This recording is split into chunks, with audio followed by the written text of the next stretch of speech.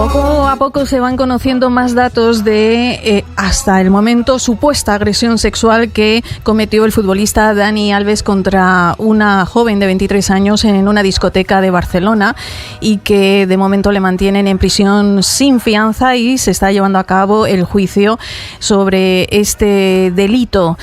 Tras los hechos, esta joven de 23 años acudió de inmediato a los responsables de seguridad de la discoteca con un ataque de ansiedad y a partir de ahí los responsables de la sala de fiestas no dudaron y activaron un protocolo para estos casos. Se trata del protocolo No callemos frente a agresiones sexuales que la discoteca Sutton puso en marcha rápidamente. Lo primero que hicieron fue llamar a los Mossos d'Esquadra para contar lo sucedido.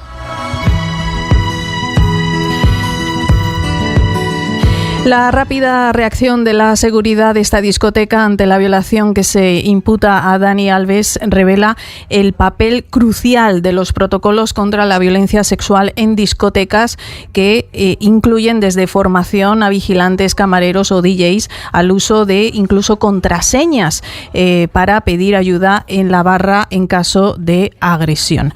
Hoy vamos a hablar precisamente de estos protocolos o de los diferentes manuales que pueden existir en el control de accesos. Nos vamos a centrar obviamente en Canarias y vamos a hablar con el autor del manual en Canarias de control de accesos, que además nos atiende vía conferencia, así que esta entrevista no solamente se puede escuchar sino también ver en Radio Sur ADG Visual en el canal YouTube. Hablo a continuación con el experto en seguridad Gustavo Rubio. Buenos días. Buenos días, Yolanda. Buenos días, gracias por estar aquí. Estamos en vivo y en directo cuando pasan 14 minutos de las 12 del mediodía. Tú fuiste el que cuéntanos un poquito acerca de este manual en Canarias de control de accesos, del cual tú eres autor. Sí, bueno, a raíz de la modificación de la Ley de Espectáculos Públicos en el año 2011 y en el 2013 había salido el reglamento, entre un compañero y yo, Juan Carlos Vega Peñate, decidimos, que era una persona bastante experimentada en el mundo de la noche y del control de acceso, decidimos hacer el primer manual porque había una necesidad evidente de formación para el personal. Y bueno, digamos que el manual salió bien, se hicieron unas primeras jornadas de formación, pero luego pasó algo muy curioso, y es que estando la ley y el reglamento en vigor, el gobierno de Canarias no sacó los exámenes para el personal del control de acceso, como así se hizo en otras comunidades, por ejemplo, como en Madrid. O sea que ahora estamos en un vacío legal. Bueno, vacío legal no, porque la ley existe, lo que estamos en que no se ha ejecutado la ley. Entonces, hablaremos del tema porque es muy interesante saber que lo que sí está faltando aquí en Canarias es formación precisamente e información. Uh-huh. ¿Y esa formación en qué consiste? ¿Qué es lo que condensa este manual?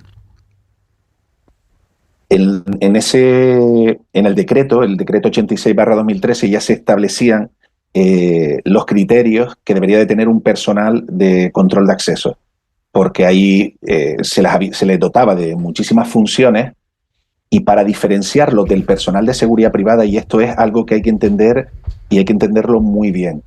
Siempre que hablemos de control de acceso, lo que en la cultura popular se hablaba de porteros, tenemos que diferenciarlo del personal de seguridad privada, o sea, el vigilante de seguridad.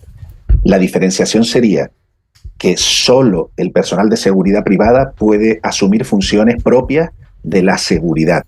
El control de acceso va a tener otras funciones que son, digamos, accesorias o que ayudan a la seguridad, pero no la pueden ejercer directamente. Entonces, lo que hacía el decreto era dar esas funciones y luego exigir una formación, sobre todo en derechos fundamentales, que el controlador de acceso supiera cuáles son los derechos fundamentales de las personas, sobre todo los constitucionales, y de esa manera navegar un poquito también en el ámbito jurídico de los derechos que nos amparan a todos nosotros, y que, bueno, en las discotecas, por esas circunstancias de nocturnidad, su consumo de alcohol, de drogas, pues pueden verse alteradas y, bueno, pues como tú bien dijiste al principio, hay que saber cómo actuar.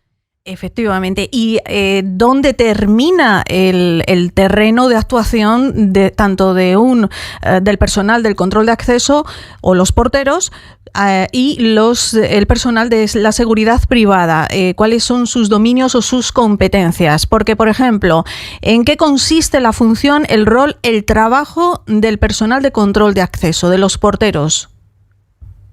Vale, fundamentalmente, lo voy a desglosar en las funciones básicas, serían primero el control de aforo, o sea, intentar que el local nunca supere el aforo máximo declarado, y esa ya es una medida bastante importante, porque recordemos que el Madrid Arena tuvo un exceso de aforo y precisamente cuando se tuvo que evacuar a las personas no se pudo hacer y hubo esa avalancha y los fallecidos. Ahora tuvimos en Navidades aquí justo en la isla de Tenerife, el día de Navidad, si mal no recuerdo, casi una desgracia porque se había quintuplicado el aforo de una fiesta. De la discoteca Dubai, ¿no? Responsabilidad, exacto, eso es responsabilidad directa del personal de control de acceso. Por lo tanto, primero el control de aforo. Segundo, que todo aquello que está en las condiciones de la licencia del normal desarrollo se esté llevando a cabo. Si ellos ven o detectan que hay algo que no se esté llevando a cabo, tienen que ponerlo en conocimiento del titular. Si es algo que afecta a la seguridad del local, si hay vigilantes de seguridad, traspasárselo al vigilante de seguridad. Si no hay vigilante de seguridad, traspasárselo a la fuerza de cuerpos de seguridad. Controlar las vías de evacuación, que las puertas estén funcionando correctamente, que no hay obstáculos en las vías de evacuación. Básicamente, ellos controlan que la actividad se esté desarrollando con normalidad. Controlan que el consumo de tabaco no se haga dentro del local, que no se saquen copas, que no se saquen vasos, o sea, ese tipo de cuestiones. Que sucede algo que tiene que ver con la seguridad propiamente dicho, tendrían que ponerlo rápidamente en conocimiento de los vigilantes de seguridad, si los hubiera, o de la policía. Y eso no les exime o no les imposibilita que si ellos vieran que se estuviera poniendo en peligro la vida de una persona, pudieran actuar en ayuda humanitaria. ¿Vale? Entonces, ahí estamos en una línea muy fina, por eso es importantísimo contar con cámaras de seguridad para poder dilucidar a posteriori si la actuación de ese portero, de ese controlador de acceso, se ajustó a ayudar a una persona o fue por mero, pues, porque ha surgido un conflicto interpersonal y se ha resuelto de una manera agresiva o violenta.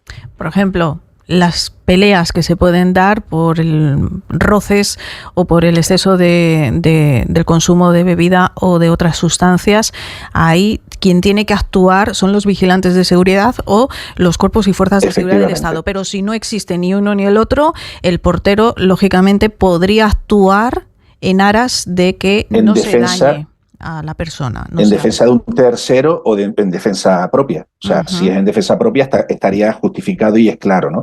Y si alguien se mete con una joven, con una chica o una chica con un chico y se está poniendo muy pesada, que esto también puede ocurrir, ¿también podría el portero intervenir para restablecer la paz?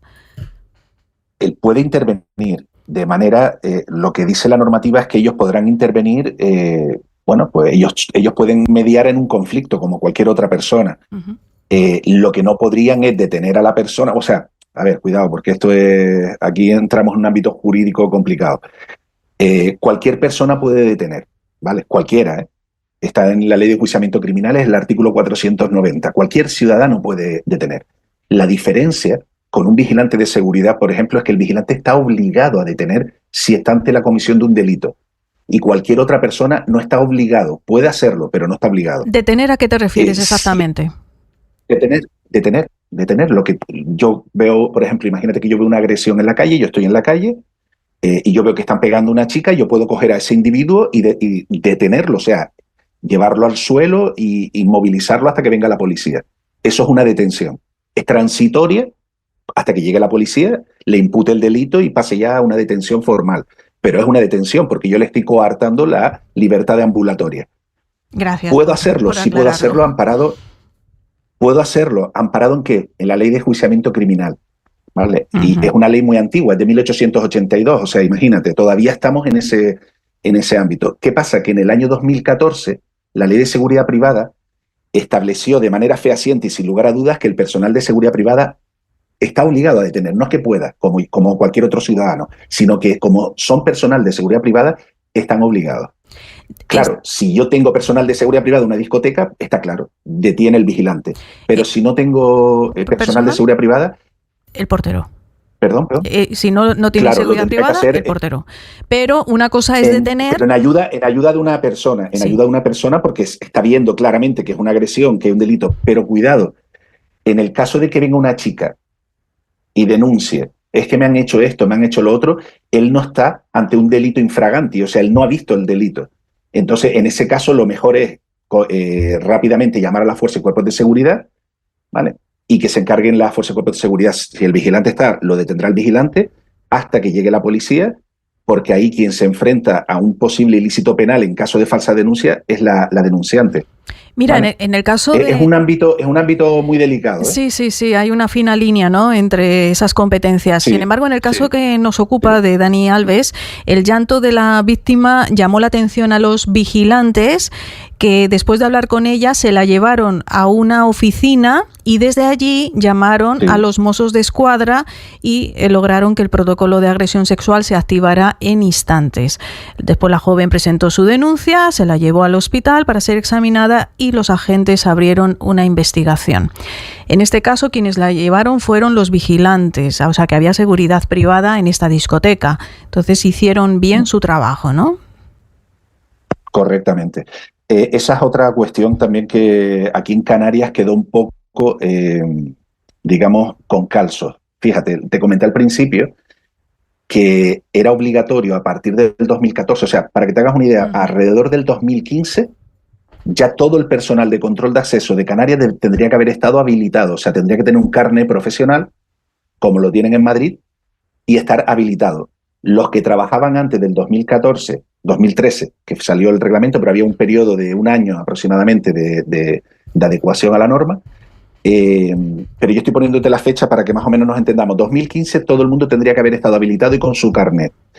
Eso significaba que todo el mundo habría hecho el examen, el que tenía que hacerlo, el que no tenía que hacerlo porque ya era controlador, se le habilitaba, y hoy en día hubiéramos tenido a todo el personal de todas las discotecas karaoke, o sea, todo donde hubiera estado el obligado por la norma, tendría que estar con su carnet habilitado, registrado y formado.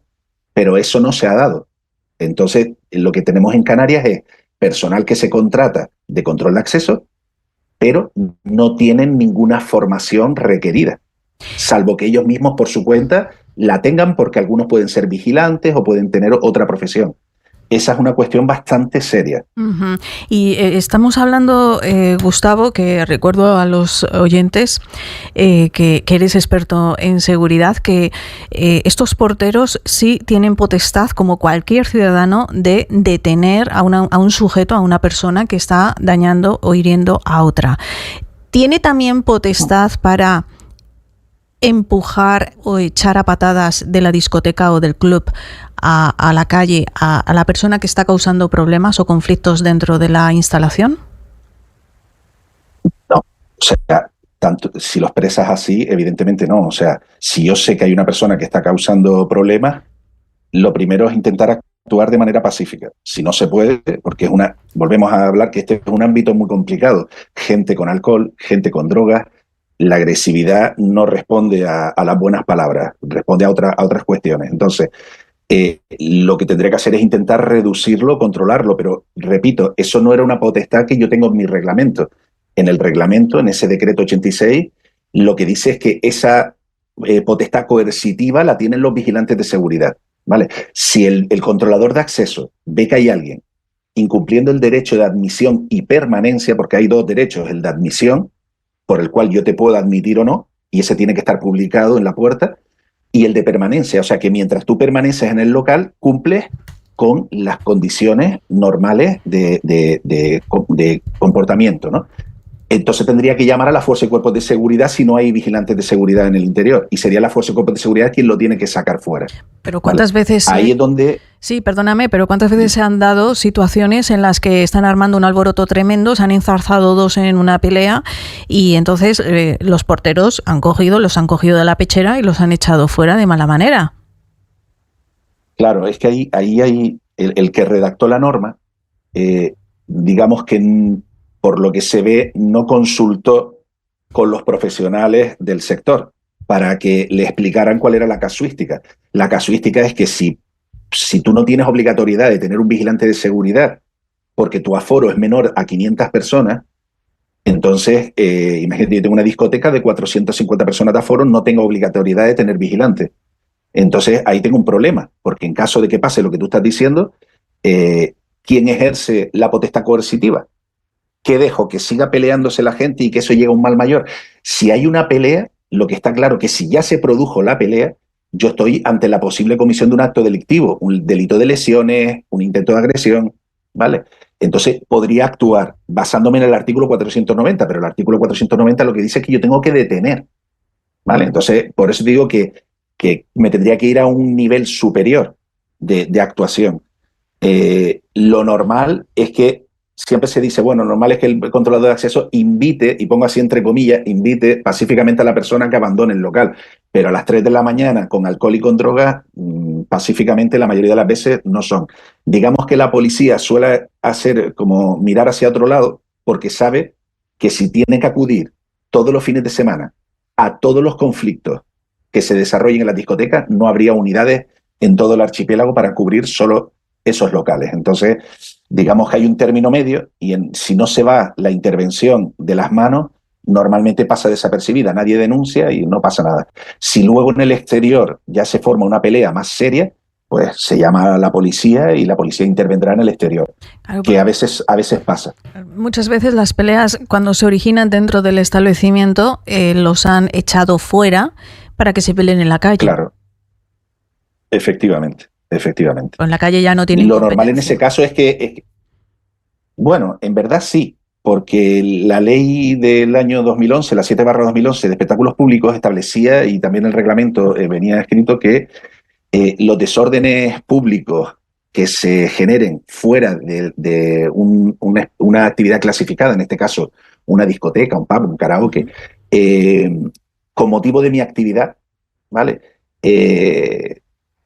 Si se hace reiteradamente puede ser imputable a la actividad e incluso puede llevar sanciones y penalizaciones, porque lo que está claro es que la acumulación de personas y los conflictos que se generen son por mi actividad. O sea, yo tengo una actividad y estoy generando, por eso se llama actividad molesta. Es como se generan las actividades clasificadas de este tipo, ¿vale?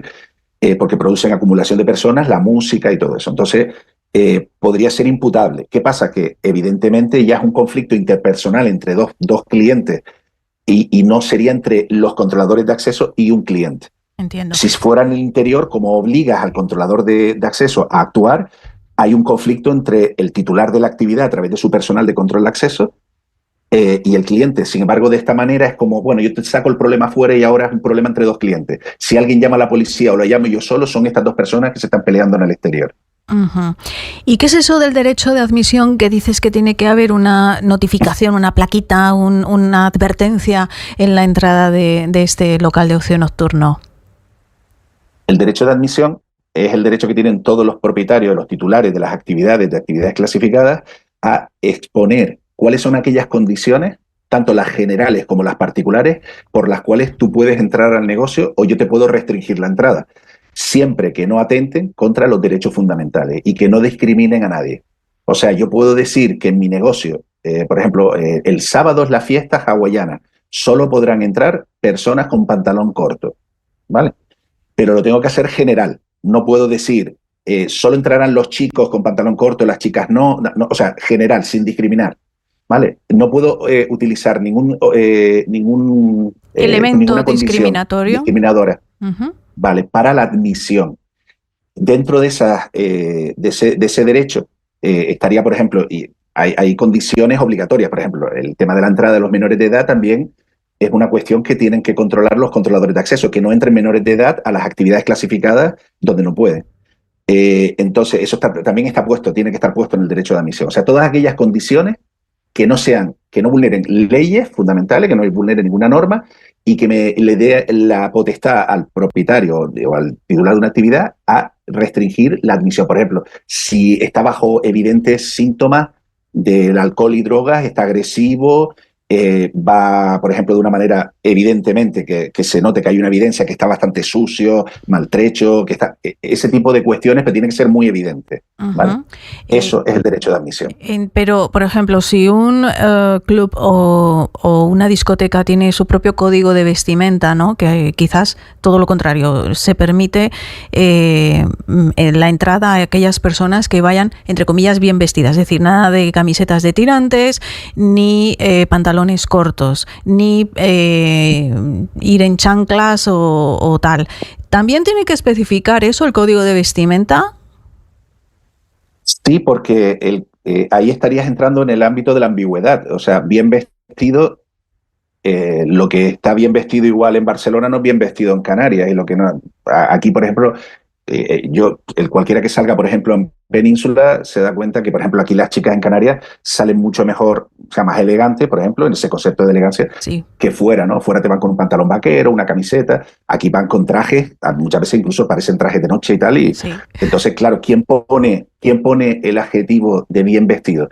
Tienes que especificarlo y no discriminar. Por ejemplo, una discriminación que se hacía hasta hace poco era la cuestión del calzado, ¿no? Por ejemplo, o lo que yo decía del pantalón corto, o sea, las chicas podían entrar con pantalones cortos y los chicos no. Entonces, Ujú. claro, en cuanto empezó toda la revolución del género, todo el mundo se dio cuenta que evidentemente era discriminatorio. Igual que lo del calzado. No se podrá entrar con calzado inadecuado. Las chicas venían con unas sandalias. Yo no podía entrar con una sandalia. Sin embargo, yo iba con una playera y me decían que con la playera no porque era deportivo.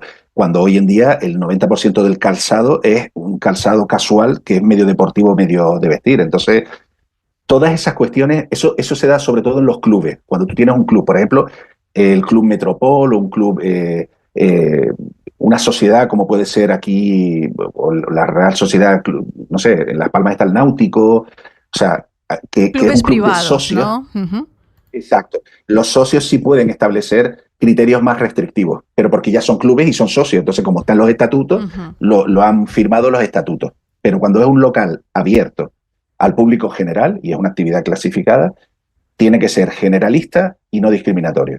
Bueno, ya para concluir, Gustavo, me gustaría preguntarte tu opinión sobre cómo dio de sí esta noche fatídica para esta joven que presuntamente fue violada o agredida sexualmente por este futbolista. Las pruebas forenses practicadas a la víctima, las cámaras de seguridad de la discoteca que grabaron su entrada y salida en el baño donde presuntamente la violó Alves, y la declaración de los propios vigilantes de seguridad han resultado ser claves para que la juez enviara a prisión preventiva a este futbolista ante los indicios de su culpabilidad. Es decir, cámaras de seguridad y los propios vigilantes que son testigos de esta supuesta agresión. ¿Qué te parece? A mí en este caso me parece muy bien que todo haya seguido un protocolo y que en Barcelona hayan tenido, digamos, lo que yo entiendo como toda la cadena de circunstancias que se deberían de hacer y tener en un local de esas características. Yo lamento mucho decir que aquí no ocurre igual, porque, repito, el decreto del año 2013 está en vigor y aún no se han materializado muchísimas de esas cosas. Por ejemplo, lo que hablábamos, tener al controlador de acceso formado e informado. Porque si tú lo tienes formado e informado y tienes un registro, la propia policía y las unidades que se dedican a violencia de la mujer podrían ir pasando, como sucede en otras instancias, a nosotros nos han pasado en otros ámbitos, donde te dan la información, te explican los protocolos, te dan los números de teléfono y así la actuación es más rápida. El tema de las cámaras de seguridad, bueno, en el juicio se verá la validez de la prueba, porque muchas veces nosotros decimos, es que tenemos cámaras, es que tenemos imágenes, pero una cosa es lo que tú tengas y otra cosa es lo que se te admite judicialmente. Si esas cámaras estaban instaladas por una empresa de seguridad, si estaba protegido, si tenía marca de agua, si hay integridad de las grabaciones, o sea, porque el abogado de la defensa las puede impugnar. Eh, lo más importante ahí son los primeros testimonios, porque normalmente en cualquier delito los primeros testimonios suelen ser con bastante veracidad, porque están hechos en el momento y las lagunas mentales van sucediendo a medida que van pasando los meses. Ujú. A mí no me preocupa que haya contradicciones a posteriori, porque puede ser que el vigilante olvide, que la chica diga algo muy a posteriori, ¿no? Pero lo que se dijo en aquel momento tiene bastante fiabilidad y sobre todo si las versiones no son contradictorias, me refiero a la de la chica con la de los vigilantes, ¿no? Muy bien. En el caso de él, se ve que estaba muy mal asesorado y... Ha cambiado hasta 5 veces de declaración, pero esa es otra historia. Gustavo Rubio, experto en seguridad. Hoy hemos hablado de esa normativa que ojalá se implante bajo tu criterio en todas las discotecas y clubes nocturnos de ocio en Canarias. Muchas gracias por tu tiempo con nosotros. Te mandamos un fuerte abrazo.